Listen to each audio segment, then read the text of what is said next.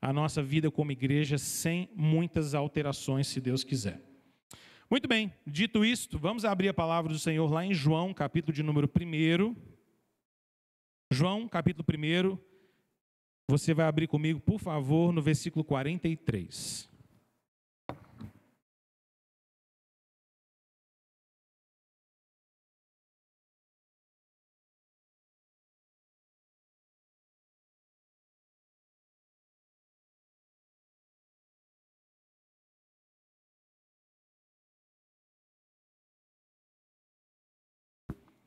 João capítulo 1, versículo 43 até o 46.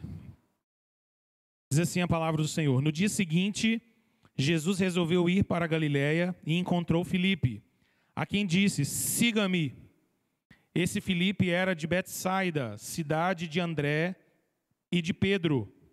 Filipe encontrou Natanael e lhe disse: Achamos aquele de quem Moisés escreveu na lei e a quem se referiram os profetas, Jesus, o Nazareno, filho de José. Então Natanael perguntou: De Nazaré pode sair alguma coisa boa? Filipe respondeu: Venha ver.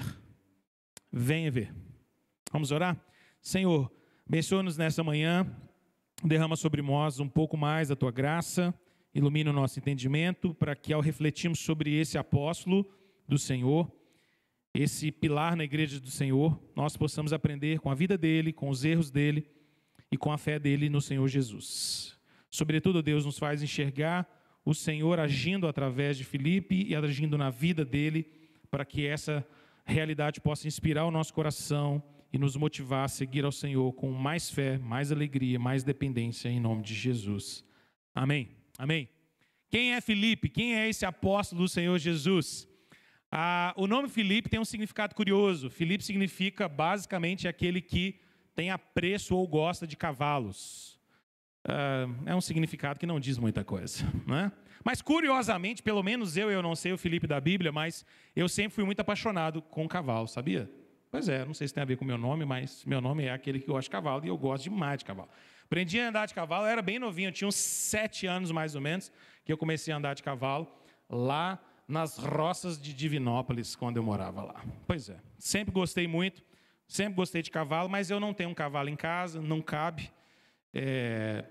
Infelizmente, não dá para cuidar de cavalo. Bom, o significado do nome talvez não diga muito a respeito desse personagem bíblico, Filipe o apóstolo, mas tem algo curioso que vale a pena a gente pensar. Filipe é um apóstolo cujo nome, que aparece na Bíblia, esse nome Filipe, é o nome grego. Filipe é um nome grego. E é interessante porque o nome hebraico de Filipe não aparece em nenhum momento. Era de se esperar, e a gente poderia esperar, um nome grego e também uma menção ao seu nome hebraico. Seria possível, era de se esperar que isso acontecesse. Mas, de fato, não é o que acontece. O nome de Filipe em hebraico não aparece. Isso pode indicar para nós um fato curioso sobre a vida dele. Possivelmente, a família de Filipe fosse uma família de hebreus, de judeus, mas judeus que se tornaram helenistas. O que isso quer dizer? Judeus que se tornaram gregos nas suas práticas e costumes. Foram tão influenciados pela cultura grega, que era uma cultura que influenciava muito aquela região toda naquele período, e possivelmente essa fosse uma família helenista. Deixa eu abrir só uma janelinha para te explicar isso mais claro. Quando você lê a sua Bíblia, você precisa se lembrar que no Novo Testamento, toda a região de Israel é dominada por uma outra nação. Israel não é uma nação autônoma, ok? Israel não tem o seu próprio rei mais, isso no tempo de Jesus. Não tem o seu próprio rei, não tem o seu próprio governo autônomo, por assim dizer. Israel é dominado pelos romanos, pelo poder de Roma. Por isso que a gente encontra figuras como a figura de Pilatos na história, por exemplo, da morte de Jesus. Os judeus não poderiam nem sequer aplicar uma pena capital, uma pena de morte, sem a autorização explícita do poder romano, porque Israel não era independente, mas estava sobre Roma. Mas por que cargas d'água é que a Bíblia foi escrita em grego, então, se o império que dominava Israel era Roma? Roma falava latim. Então, o esperado era que a Bíblia tivesse sido escrita em latim, não é? Mas tem um detalhe que é importante você ter em mente para você sempre que você estiver lendo o Novo Testamento. A cultura grega havia influenciado significativamente aquela região. Porque antes de Roma, antes do Império Romano assumir o poder, o império que dominava toda aquela região era o Império Grego, o Império Macedônico. E a Grécia exerceu uma influência não apenas política, mas, sobretudo, uma influência cultural. Quando os romanos dominaram toda aquela região, digamos assim, venceram o Império Grego, Roma acabou absorvendo parte da cultura grega, tanto na sua própria adoração, nos seus deuses e inclusive na sua cultura. Então os romanos tinham sua cultura, eram muito fortes, inclusive a cultura romana nos legou várias influências na nossa mentalidade ocidental até hoje, mas de alguma maneira a língua grega e a cultura grega foi incorporada por essa cultura também. E é por isso que as pessoas normalmente tinham o grego, digamos assim, grosso modo, como uma segunda língua, como se fosse uma língua franca, como se fosse, bem grosso modo, o inglês para nós hoje. Tá? Eu tenho a minha própria língua, eu falo hebraico, eu falo aramaico, mas o grego é importante porque é essa língua franca que todo mundo fala, que o comércio fala, que a cultura fala. Então eu preciso, de alguma maneira, assimilar essa língua também. Fecha essa janelinha. Quando a gente, então, encontra Filipe possivelmente era de uma família helenizada, uma família que havia sido absorvida por costumes e práticas helênicas. E a gente precisa tomar um cuidado na Bíblia, que é de você não confundir esse Filipe que nós estamos lendo aqui em João capítulo 1, com aquele Filipe que aparece lá no livro de Atos, capítulo de número 6. Há um outro Filipe que aparece lá em Atos 6. Esse Filipe, ele é um diácono. Lembra? Quando há aquela escolha dos diáconos, são escolhidos alguns diáconos, entre eles Estevão, que é bem conhecido para nós, não é? Mas também Filipe. Filipe é, inclusive, um diácono importante que aparece lá em Atos 6, um pregador do Evangelho. Mas nós não estamos falando desse Filipe aqui. Esse é o Filipe diácono, este aqui de João 1, é o Filipe apóstolo. E o Filipe apóstolo, ele era um Filipe nascido numa cidade chamada Betsaida, que era o mesmo lugar, ou a mesma cidade, como o texto diz, de outros dois personagens que a gente já conheceu, André e Pedro. Filipe, então, residia na mesma região, na mesma cidade que André e Pedro. Nós vimos já nas aulas anteriores que Jesus tinha 4 discípulos, 4 apóstolos, que faziam parte do seu círculo mais íntimo. Você se lembra quais são? Pedro, Tiago, João e André. Esses eram os discípulos mais próximos de Jesus. Mas o texto está dizendo para nós que Filipe era da mesma cidade de Pedro e André. E aqui a gente pode, então, imaginar algo que é bem possível. A Bíblia não diz isso explicitamente, mas a gente pode depreender isso da Bíblia sem muita dificuldade. O fato é, muito possivelmente, como Pedro e André eram judeus tementes, Pedro e André possivelmente frequentavam uma sinagoga na região de Betsaida e muito provavelmente Filipe os conhecesse de lá. É muito possível que Filipe já conhecesse Pedro e André e, por consequência, talvez conhecesse também o próprio Tiago e o próprio João, porque eles eram próximos de Pedro e de André, eram amigos, eram pescadores, tinham relacionamentos uns com os outros. Por que esse fato é importante? Para a gente entender que, no final das contas, esses discípulos que acompanhavam Jesus, eles eram, em alguma medida, pessoas próximas, não necessariamente os 12, mas parte deles, e esse círculo íntimo era composto de discípulos que possivelmente se conheciam e talvez até mesmo fossem amigos. Alguns eram irmãos, outros amigos, próximos uns dos outros. É interessante porque quando a gente vai lá para João, capítulo 21, versículo 3, olha lá comigo rapidinho a sua Bíblia. João 1, 3. Aqui a gente tem uma possível referência a Filipe. João 21, 3 conta a história de os discípulos depois da ressurreição de Jesus. Pedro está ali meio se sentindo um tanto perdido, porque ele não sabe como lidar com aquela situação. Jesus ressuscitou, o coração dele ainda está meio abalado. E então lá no versículo 3, Pedro tem uma ideia, digamos assim, meio desertora, meio desanimada. Ele diz assim, versículo 3 do capítulo 21, Simão Pedro disse aos outros, eu vou pescar. E os outros responderam, nós também vamos com você. Entraram no barco, mas naquela noite não pegaram nada. E quem é que estava ali com eles? O versículo 2 conta para nós. O versículo 2 diz: estavam juntos Simão Pedro, Tomé chamado Dídimo, Natanael, que era de Caná da Galileia, os filhos de Zebedeu, que a gente já conhece, e mais 2 discípulos de Jesus. Mais 2 discípulos de Jesus. Muito possivelmente, essa menção a esses 2 discípulos a mais fosse a Filipe e a André. Porque Filipe quase sempre está muito próximo de Natanael. E Natanael está nessa história. Ele está nesse momento junto com Pedro. A gente pode então inferir que muito possivelmente Filipe estava aqui junto com esses discípulos. Por que que tudo isso é importante? Porque essa turma vai pescar junto com Pedro. E a gente então pode depender do fato de que possivelmente então esse era um grupo maior de pescadores. E talvez Filipe também fosse um deles. Talvez também Filipe dominasse o ofício da pesca, trabalhasse com pesca e fosse envolvido com isso também. Daí a gente começa a entender um pouco o perfil desses discípulos de Jesus. Quem eram os discípulos de Jesus no final das contas? Homens simples, homens comuns, próximos, alguns irmãos, outros amigos, ou no mínimo conhecidos uns dos outros. Uma grande parte deles pescadores, não uma classe, digamos assim, intelectualizada ou que ocupassem posições religiosas altas em Israel. Não, homens simples, pescadores, talvez alguns deles até iletrados, ou pelo menos não muito instruídos, embora tementes a Deus e chamados por Jesus para serem capacitados. Por que isso é importante? Porque o tema desse curso nosso é nos lembrar que os discípulos de Jesus eram homens comuns, mas com uma tarefa extraordinária.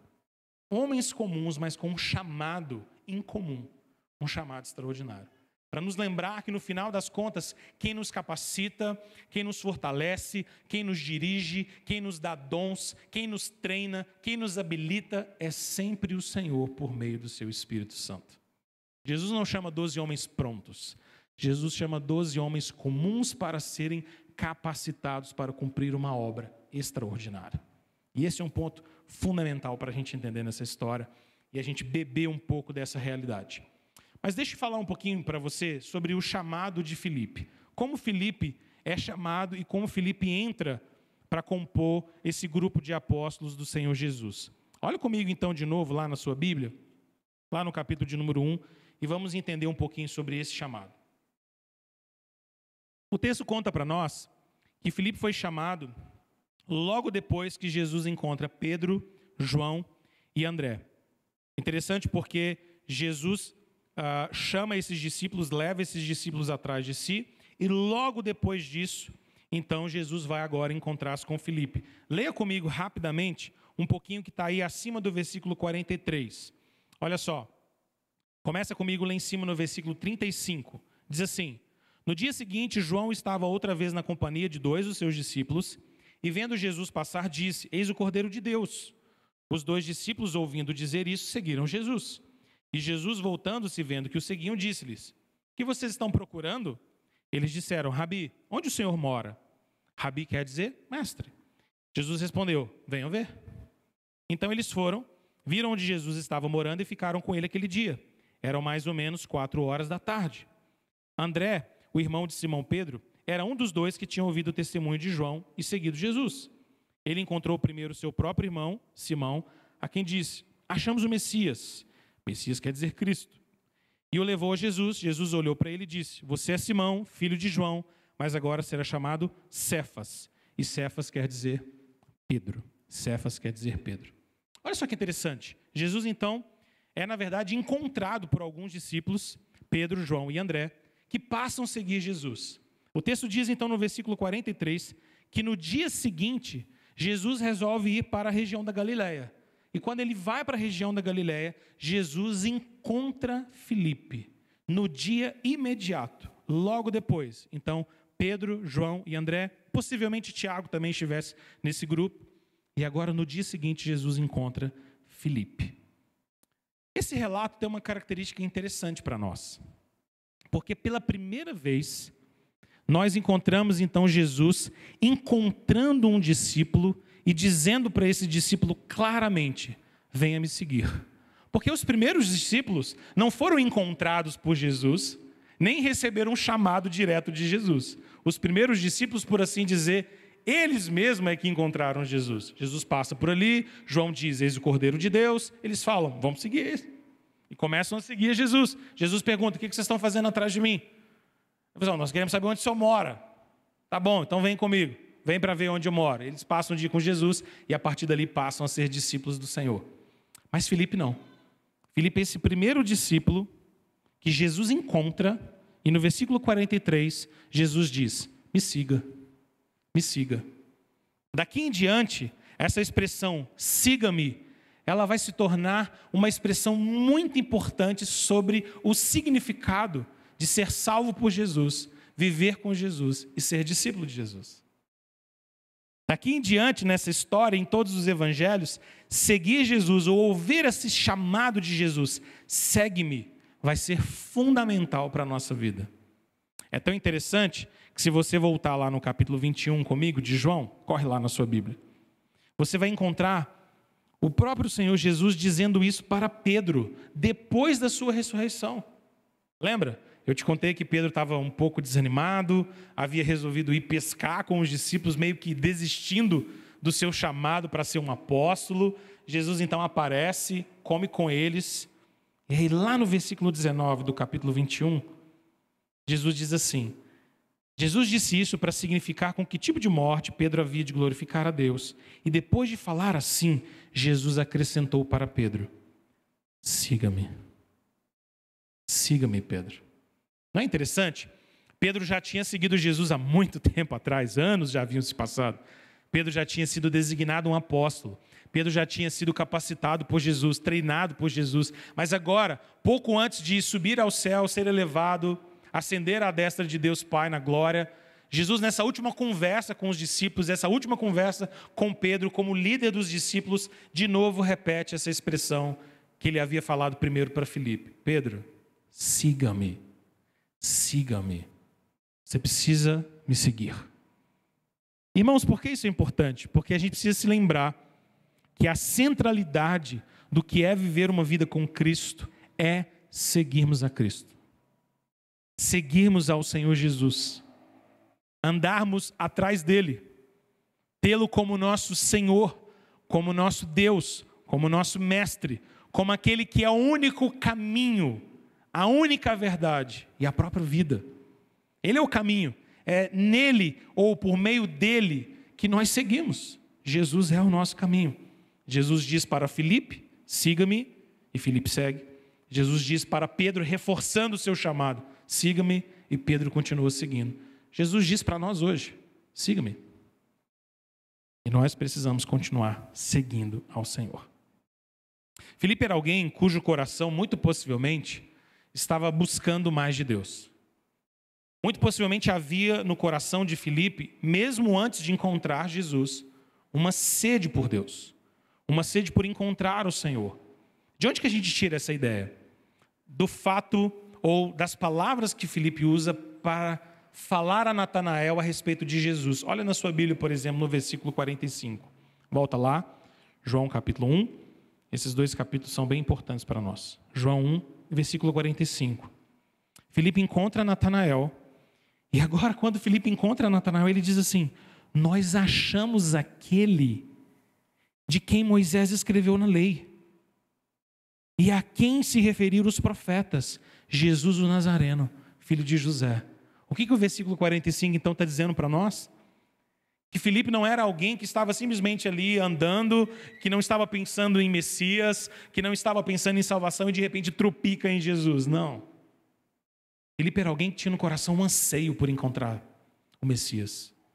Ele chega para Natanael e as palavras dele para Natanael são bem claras. Nós achamos aquele que Moisés falava na lei. Nós achamos aquele de que os profetas profetizavam. Nós encontramos ele, Jesus, o Nazareno, filho de José. Nós achamos essa pessoa. A impressão que a gente tem é que Filipe era alguém que estava buscando isso. E a sua busca, a sua procura, o seu anseio por encontrar o Messias e encontrar essa resposta salvadora havia finalmente chegado ao fim. Nós encontramos Natanael. Não tem mais que procurar. É Ele, é Jesus, o Nazareno, o filho de José. A nossa busca terminou. Nós finalmente encontramos. Essa realidade é tão interessante, porque ela faz nos pensar que, como o Senhor Jesus mesmo vai nos ensinar no Evangelho de João, ninguém pode vir ao Pai se o próprio Deus não trouxer. Ninguém pode, no final das contas, se achegar a Deus se Deus não tocar o seu coração. Filipe só, no final das contas, é achado por Jesus, encontrado por Jesus e chamado por Jesus, porque Jesus já estava decidido em encontrá-lo. Seu coração já estava inclinado para Deus. Seu coração já buscava Deus. A busca de Filipe havia chegado ao fim, porque no final das contas, Filipe havia encontrado o Messias. Ele encontrou quem ele procurava. Lembra, a palavra Messias é a mesma palavra Cristo. Cristo é a palavra em grego, Messias é a palavra em hebraico. E as duas palavras são, por assim dizer, sinônimos. E Messias ou Cristo significa aquele que é ungido, o ungido do Senhor. E essa é uma referência à expectativa do Antigo Testamento de que um dia Deus iria enviar o seu ungido. Deus iria enviar o seu servo ungido para que ele pudesse anunciar o ano aceitável do Senhor e trazer salvação a todos aqueles que estavam cativos. Quando Filipe então está convicto de que ele encontrou o Messias Cristo, de que ele encontrou o ungido, ele está dizendo, olha, nós encontramos a esperança de Israel, nós encontramos a promessa de Deus, nós encontramos o escolhido do Senhor, o servo que veio para nos salvar. Nós achamos, acabou a procura, acabou a expectativa, acabou o sofrimento. Lembra que isso na cabeça de um judeu é muito importante, gente. Deixa-me refrescar um pouco a sua memória. A última vez que Israel havia experimentado plena liberdade, o governo pleno de Deus com um rei instituído, foi antes de Israel ser levado para o cativeiro. Quantos séculos se passaram? Quantos anos se passaram? Mais de 400. Então imagina Filipe como um judeu, vivendo naquele ambiente cultural, em que eu não tenho liberdade, a minha nação não é livre, nós somos dominados por um império romano, que tem outros deuses, não adora o Senhor Deus, não adora Yahvé, o templo já não vive mais naquela mesma opulência, naquela mesma alegria, a gente já não tem mais a mesma liberdade para cultuar a Deus. Parece que a gente saiu do exílio, mas o exílio não saiu da gente. Parece que o exílio acabou, mas não acabou de verdade, porque a gente continua vivendo na nossa terra, mas debaixo do domínio de homens ímpios que não amam a Deus. E todas aquelas promessas de Israel, então, estão ali borbulhando no coração de judeus tementes a Deus, que estão aguardando Deus até quando? Quando é que vai ser a libertação? Quando é que vem o Messias? Quando é que vem Cristo? Quando é que o Senhor vai acabar com esses impérios maus e vai estabelecer a plenitude de novo? Quando é que o descendente de Davi vai aparecer? Quando é que esse rei poderoso vai assumir de novo? Quando é que o Messias vai chegar a Deus? Todo judeu temente aguardava desejosamente por esse dia. Filipe encontra Jesus, ou na verdade é encontrado por Jesus. E chega para Natanael e diz, acabou. E nós encontramos. É Ele, é Jesus. Você consegue perceber o quão pesado ou quão forte é esse significado? Para Filipe, nós encontramos. De fato, irmãos, se por um lado Filipe julgava ter encontrado Jesus, eu encontrei. Já resolvemos, encontramos o Messias. Por outro lado, Jesus tinha forte convicção de que nenhum dos seus discípulos, na verdade, havia o encontrado, mas Jesus os havia encontrado. Lembra, por exemplo, do que Jesus vai dizer lá em João 15:16? Não foste vós que me escolhestes a mim, pelo contrário, eu vos escolhi a vós outros.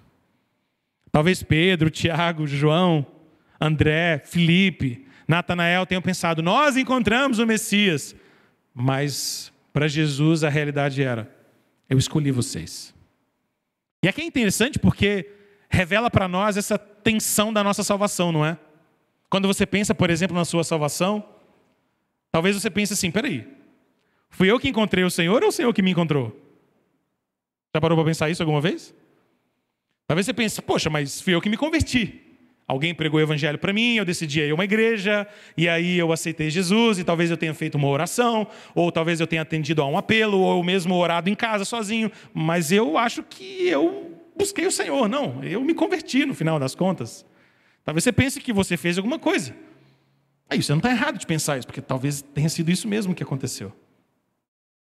Mas há uma tensão aqui. E a tensão é que, se por um lado você um dia tomou uma decisão e buscou o Senhor e aceitou o Senhor, por outro lado há uma realidade sobrenatural que nos lembra que não foste vocês que me escolheram, mas eu escolhi a vocês. A palavra chega a dizer em Efésios, por exemplo, que Deus nos escolheu nele, em Jesus, antes da fundação do mundo. E aí você pensa, não, mas peraí, eu me converti quando eu tinha 15 anos, ou quando eu tinha 10 anos, ou quando eu tinha 30 anos. Mas o Senhor está dizendo que Ele escolheu você antes da fundação do mundo. O mundo nem tinha sido criado, o mundo nem sequer existia. O Senhor já havia escolhido você. Como é que a gente lida com essa tensão? Então, peraí, pastor, como é que a gente resolve esse negócio? Foi eu que escolhi ou foi Deus que me escolheu? Não resolve, não. Abraça isso aí.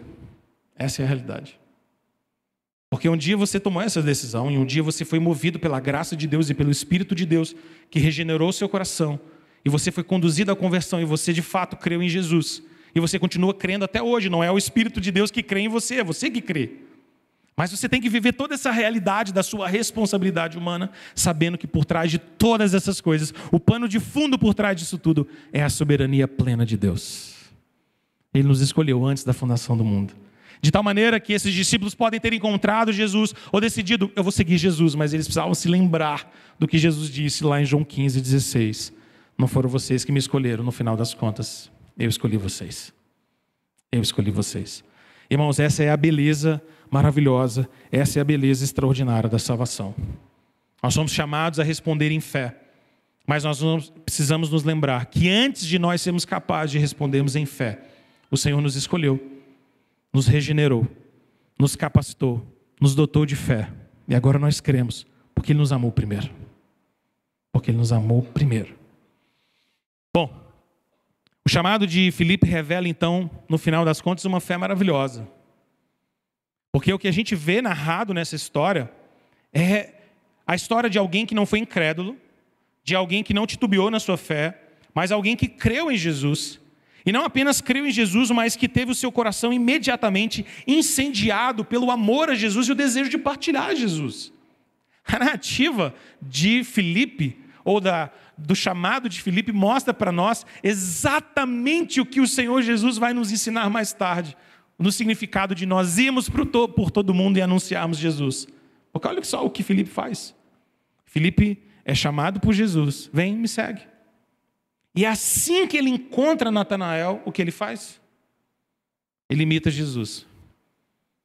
Ele se aproxima de Natanael e diz para Natanael, nós encontramos aquele que Moisés falava, que os profetas falavam, Jesus o Nazareno. Natanael revela uma certa incredulidade, muito possivelmente refletindo algum tipo de preconceito estabelecido naquele tempo, naquela região. E ele diz, será que pode vir alguma coisa boa de Nazaré?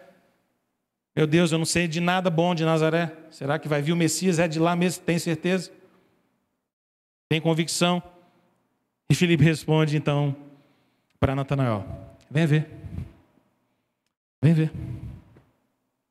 Colocando isso numa linguagem bem simples, popular, é aquele famoso paga para ver nosso. Sabe como é que é? Quando a pessoa está com dúvida, você assim, vai, paga para ver. Vai lá e vê.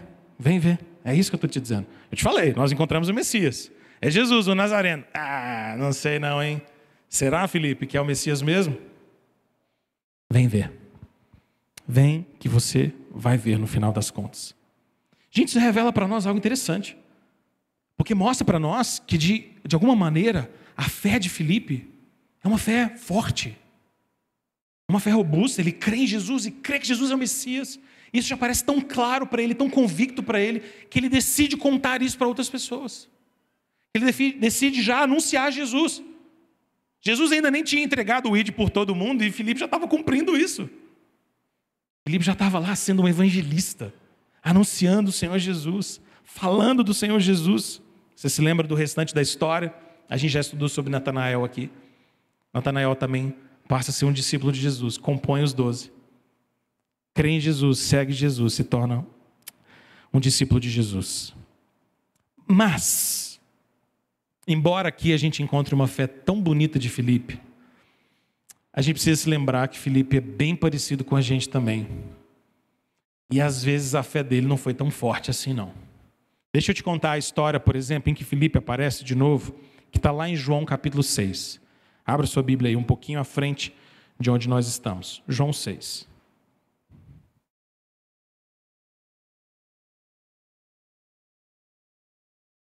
João 6 nós encontramos a história ou a narrativa da multiplicação dos pães e dos peixes. E aqui a gente encontra Filipe de novo. Filipe aparece nessa narrativa. Deixe-me te lembrar um pouco a respeito dessa narrativa, embora tão conhecida. Esse é aquele momento na história que Jesus é envolvido por uma grande multidão.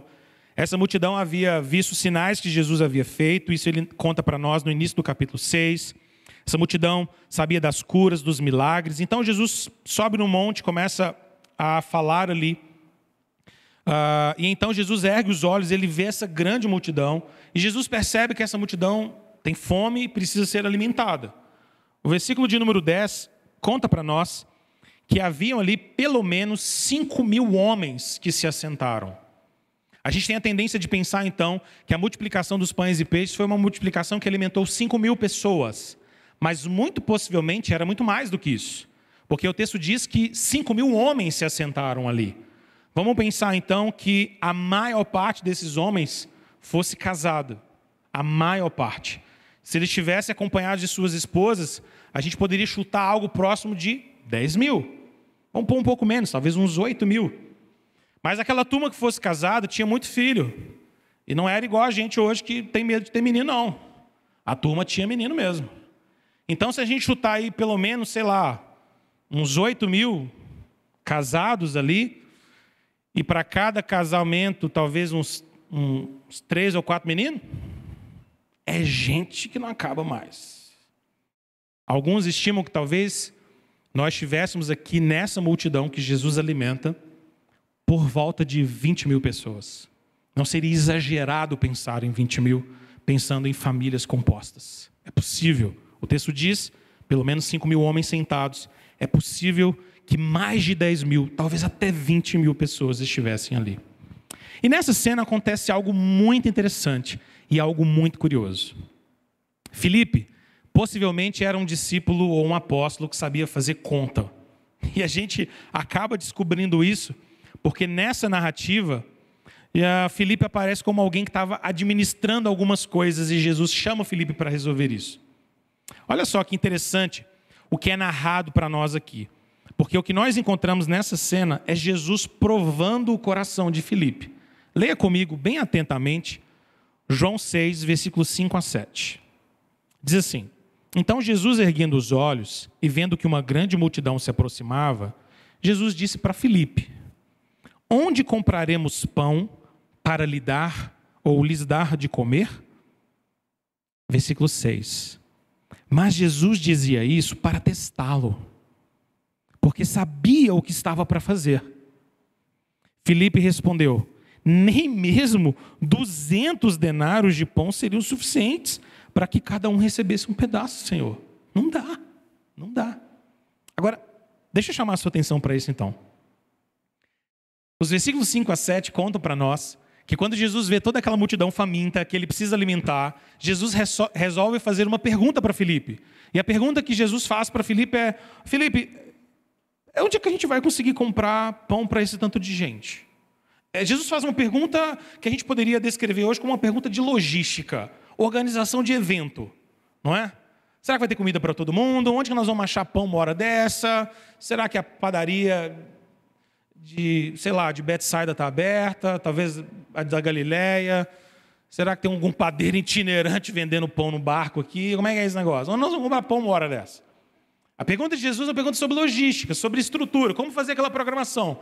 E eu sei que tem muitos irmãos aqui que sabem fazer isso muito bem, sabem organizar programações, eventos na sua empresa, ou na igreja, ou onde for. Você sabe como é que as coisas funcionam.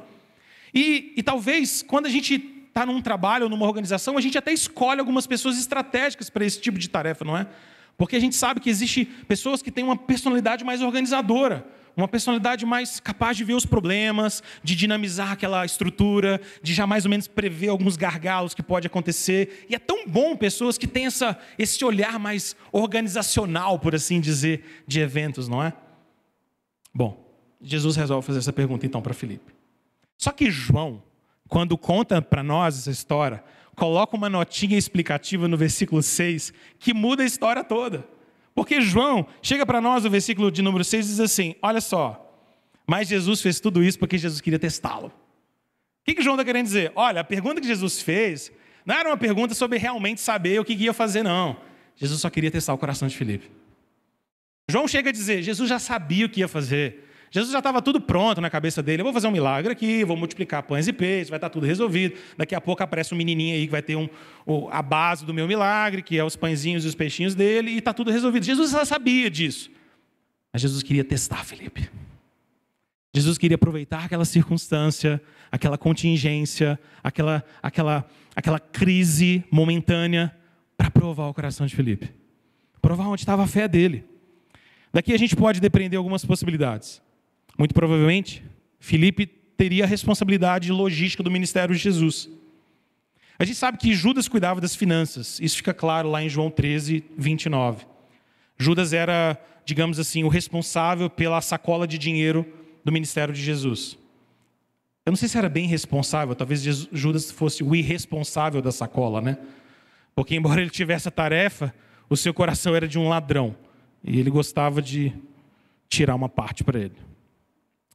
A gente vai ver Judas no final dessa sala, desse curso. Mas se Judas era o homem do din-din, muito possivelmente Filipe fosse o homem da organização. E não é à toa que Jesus procura Filipe para saber disso. Jesus não procura Pedro, Jesus não procura João, Tiago, os mais próximos. Jesus procura Filipe. Filipe, e aí? Qual sugestão que você me dá para a gente alimentar esse pessoal todo? Onde nós vamos comprar pão uma hora dessa? Jesus, no final das contas, então, está provando Filipe. E a gente percebe que a resposta de Filipe vai mostrar que Filipe estava mais preocupado, no final das contas, de como as coisas iam funcionar, os protocolos, as quantidades, os ajustes, o dinheiro. E Jesus estava provando Filipe exatamente nisso que era uma característica da sua personalidade. Provavelmente a personalidade de Filipe fosse uma personalidade talvez mais metódica, mais administrativa. E não há nada de errado nisso. Mas essa é uma personalidade que talvez pode incorrer no pecado de só pensar em protocolos, em organização e se esquecer de que ele estava na frente daquele que é todo-poderoso. Porque é exatamente isso que acontece. Jesus pergunta, onde nós vamos comprar pão para dar de comer esse tanto de gente? E Filipe revela, no final das contas, uma fé não tão firme assim. Jesus sabia o que ele ia fazer, estava provando o coração e evidenciando de alguma maneira a confiança de Filipe e o que Filipe imaginava que Jesus era capaz de fazer. Filipe não enxerga para além dos recursos e possibilidades humanas. Porque a resposta de Filipe, lá no versículo 7 é, Senhor, 200 denários não comprariam pão suficiente para que cada um recebesse um pedaço. Não dá. Sabe aquela resposta bem técnica? Se dá para fazer, dá não. Não dá. Talvez até uma pitadinha de pessimismo, não é? E aí, Filipe, como é que nós vamos alimentar essa multidão toda? Senhor, 20 mil pessoas. Se eu chutasse uma lata que achasse 200 denários, assim, ó, não dava. Até porque padaria uma hora dessa, nem está funcionando, Jesus. Não tem padeiro que aguente. Não, é muita gente. Pãozinho para cada um, com sardinha ainda?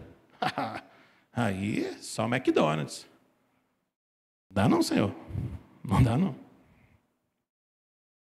Eu acho maravilhosa essa história, porque do capítulo 1 de João para o capítulo 6 de João, a gente encontra a fé de Filipe se manifestando de maneiras bem diferentes, não é? Na primeira, Filipe é chamado, vem, me segue. E a gente vê de Filipe dizendo, encontramos o Messias, aquele que Moisés falou, aquele que os profetas falou. Vem, Natanael, vem ver, você vai ver. Que isso, não tenha dúvida não. Alguns capítulos depois a gente encontra Filipe dizendo, Senhor,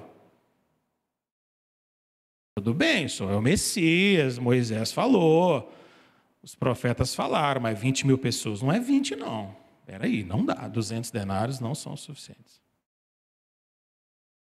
Jesus provou Filipe na sua personalidade metódica. E esse teste, essa prova, revelou que no coração de Filipe talvez ainda não houvesse uma convicção tão profunda, tão robusta, de quem de fato Jesus era.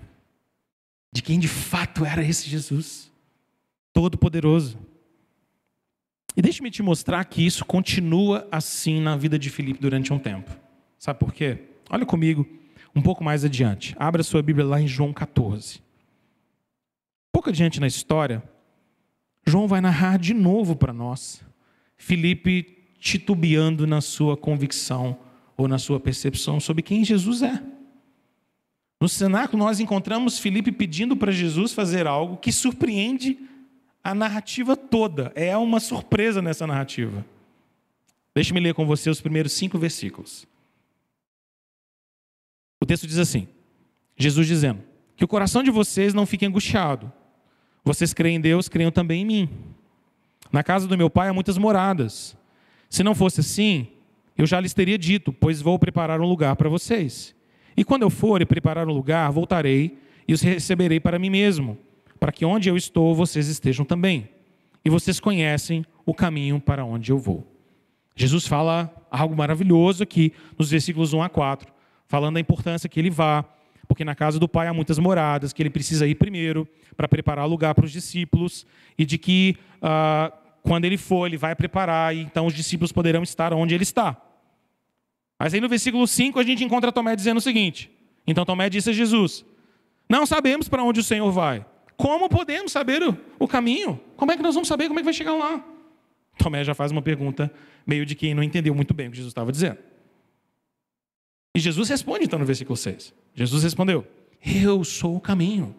Eu sou o caminho, a verdade e a vida. Ninguém vem ao Pai senão por mim.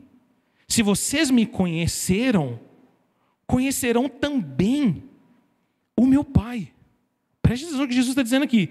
Se vocês me conheceram, conhecerão também o meu Pai. E desde agora vocês o conhecem e têm visto. Pronto, vamos fazer uma pausa rapidinho aí. O contexto mostra que os discípulos não tinham entendido muito bem o que Jesus estava dizendo. Jesus estava aqui, de alguma maneira, afirmando sua plena divindade. Jesus estava dizendo, olha, eu sou um com o Pai. Eu sou Deus também. Lembra da Trindade, Pai, Filho e Espírito Santo. Eu sou o próprio Deus. Eu não sou apenas um homem. Eu vou para junto do Pai, vou preparar lugar para vocês. Vocês estarão comigo. Eu sou o caminho, a verdade e a vida. Se alguém quer chegar no Pai, só vai chegar através de mim. Se vocês conheceram a mim, vocês conheceram o Pai. Ok? Está todo mundo entendendo? Quem me conhece, conhece o Pai. Quem conhece o Pai, me conhece. Porque eu e o Pai somos um. Jesus está dando uma lição muito clara sobre essa relação trinitária. Eu sou um com o Pai. Entendam isso de uma vez por todas. Parece tudo tão claro até esse momento. Parece que ninguém precisava ter dúvida mais. E a última pergunta, meio fora de contexto, tinha sido a de Tomé. Até que vem Filipe. E aí Filipe faz uma pergunta. Que o próprio Senhor Jesus fica surpreso. Porque Filipe diz assim. Filipe disse a Jesus, versículo 8. Senhor, mostra-nos o Pai e isso nos basta. Filipe. 3 anos de curso. Ué, acabei de falar, Filipe. Onde você estava? Todo mundo aqui que é professor já viveu essa experiência, não já? Quando você está dando aula e aí você gasta meia hora dizendo coisas maravilhosas e você vai dizendo, explicando. E aí você fala, todo mundo entendeu? Aí todo mundo, entendi. Que legal. Então, pessoal, vamos passar então para o tópico número 2 da minha aula. Aí alguém levanta a mão. Você, oi, abençoado. Oi, tudo bem? Aí ele vai e vira assim, professor, você poderia me explicar tal coisa? E aí é naquele momento que vem uma onda de calor no coração do professor. Vai passando todo o corpo assim. Que aí você diz assim, ô abençoado, tem 50 minutos que eu estou respondendo essa pergunta sua aí. Você estava em qual planeta? Você é professor, você já passou esse negócio?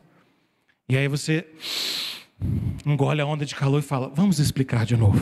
E aí você explica tudo de novo. Quem é professor já passou por isso, certamente. E é interessante porque Filipe faz essa pergunta um tanto óbvia para Jesus, porque Jesus tinha acabado de dizer isso no versículo anterior. Se vocês me conhecem, vocês conhecem também o Pai. E aí Filipe pergunta, Jesus, mostra-nos o Pai. E é interessante porque Filipe ainda coloca uma pitada de piedade. Ele ainda coloca assim no final, isso nos basta. Sabe como quem está querendo ser bastante piedoso e fala assim, Senhor, não queremos nada mais, só nos mostra isso. Se piedoso você, hein, Filipe? Não é? A resposta de Jesus, verso 9. Jesus respondeu, há tanto tempo estou com vocês, Filipe, e você ainda não me conhece? Quem vê a mim, vê o Pai. Como é que você diz, mostra-nos o Pai? A própria resposta de Jesus é bem direta. Você não crê que eu estou no Pai, que o Pai está em mim? Filipe, as palavras que eu digo a vocês não as digo por mim mesmo, mas o Pai que permanece em mim faz as suas obras. Bom, Filipe nem fala mais nada nessa história. Ainda bem. Não tinha muito mais o que falar. O próprio Senhor Jesus diz, Filipe, não é possível. Há quanto tempo que eu estou com vocês? Todo o meu ministério é para revelar para vocês o Pai. Todo o meu ministério com vocês é para revelar que eu sou o próprio Deus, que eu estou com Deus. É para revelar essa comunhão perfeita entre o Pai, o Filho e o Espírito Santo. Mas, gente, essa fala de Filipe, vamos ser bem sinceros, não é só de um aluno que às vezes viaja na maionese numa aula. Não é só de Filipe, um apóstolo que acaba soltando uma pergunta meio inadequada, digamos assim. A realidade de Filipe aqui é a realidade de cada um de nós. Porque no final das contas, nós também temos uma fé que se enfraquece em alguns momentos. Às vezes eu e você também fazemos perguntas para Deus nas nossas orações, que são bem parecidas com essas de Filipe, não é? Talvez você já tenha feito perguntas também assim, bem semelhantes a essas de Filipe. Senhor, onde o senhor está? Tem certeza que você está fazendo essa pergunta? Onde eu estou?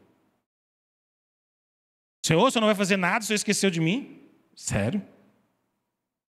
Nós também às vezes fazemos perguntas assim, que podem revelar de alguma maneira uma falta de fé do nosso coração. Jesus estava deixando muito claro para os discípulos quem ele era, quem era o Pai, quem era o Espírito. Mas como o próprio Senhor Jesus nos lembra, os discípulos eles eram tardos para crer no Senhor Jesus. Assim como nós também, muitas das vezes, somos tardos para crer. Somos tardios para depositar nossa plena confiança em quem o Senhor Jesus é. Nós muitas das vezes também somos assim. Sabemos quem é Jesus, andamos com Jesus, conhecemos a Jesus, mas muitas das vezes falhamos na nossa fé. Falhamos na nossa confiança, na nossa entrega, no depositar do nosso coração confiantemente em quem Jesus é. Bom, mas isso parece não ser à toa. Abre comigo na sua Bíblia e a gente vai terminar com esse texto. Lá em 1 Coríntios 1, versículo 27. 1 Coríntios 1, versículos 27 a 29.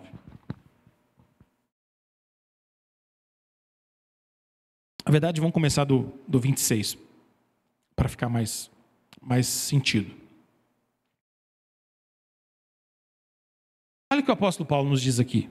Irmãos, considerem a vocação de vocês.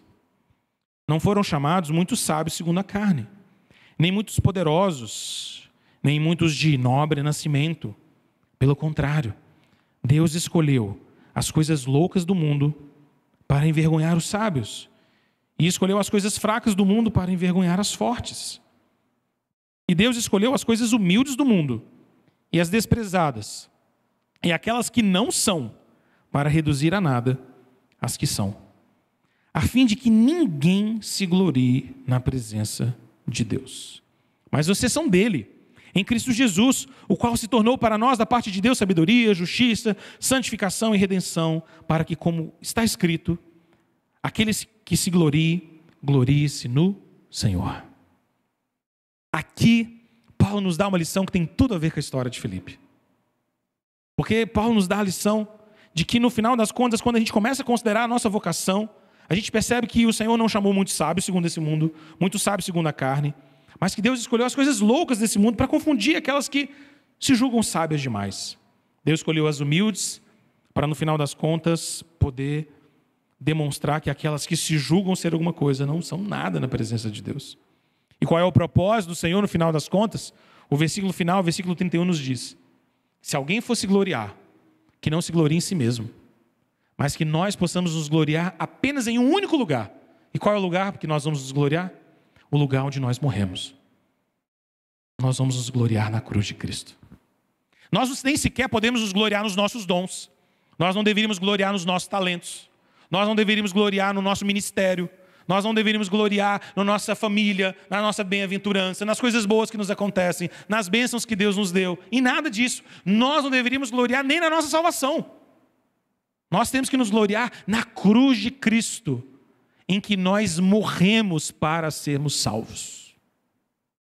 É por isso que a cruz vazia ou com um eu pregada sempre será um símbolo cristão que vai nos acompanhar. Porque a cruz, o símbolo da cruz, lembra a mim e a você que nela nós morremos. Nela nós morremos. Morremos com Cristo. Filipe é o discípulo que teve fé em Jesus, creu ter encontrado o Messias. Sua fé é maravilhosa no primeiro momento, mas como a minha fé e a sua fé precisa crescer e amadurecer. A fé de Filipe titubeava. Às vezes a sua convicção não era de que Jesus podia fazer um milagre de multiplicação e resolver a fome de quase 20 mil pessoas. Às vezes o seu olhar estava limitado a números e cálculos e resoluções humanas. Talvez Filipe tenha andado com Jesus o tempo inteiro e não tenha caído a ficha de que Jesus era muito mais do que o Rabi. Jesus era o próprio Deus. Quem vê a mim vê o Pai. Filipe nos ensina então que nós precisamos nos lembrar, ou a história de Filipe nos ensina, nós vamos nos lembrar que o Senhor Jesus escolhe, não aqueles que são fortes, capazes, ele escolhe as coisas fracas deste mundo, para que o seu poder se aperfeiçoe na nossa fraqueza. Vamos orar por isso? Vamos terminar essa manhã juntos aqui orando ao Senhor. Deus, nós te louvamos, ó Pai. Bendizemos o teu santo e precioso nome nessa manhã. E agora nós te rogamos, Deus bendito, que o Senhor possa fortalecer a nossa fé no Senhor. Não nos deixe, ó Deus, enfraquecidos, não nos deixe perder a nossa confiança, mas também, ó Deus, nos faça lembrar de quão dependentes nós de fato somos do Senhor. Nós cremos no Senhor, cremos que o Senhor é o Messias, cremos que o Senhor é o nosso Salvador, mas, ó Deus, às vezes nossa fé também titubeia. Ajuda-nos, ó Deus, dá-nos fé. Ajuda-nos, ó Deus, na nossa falta de fé, para que possamos crer no Senhor, crer em todo o tempo, crer nos momentos de crise, saber que o Senhor é Deus, saber que o Senhor pode todas as coisas e descansar o nosso coração na Tua presença, em nome de Jesus. Abençoa-nos, ó Deus, nesse dia, guarda a nossa vida, guarda nossas famílias, guarda o nosso lar, que possamos todos descansar na Tua graça e na Tua presença, em nome de Jesus. Amém. Amém. Irmãos, antes de você ir embora, quero só dar 2 avisos.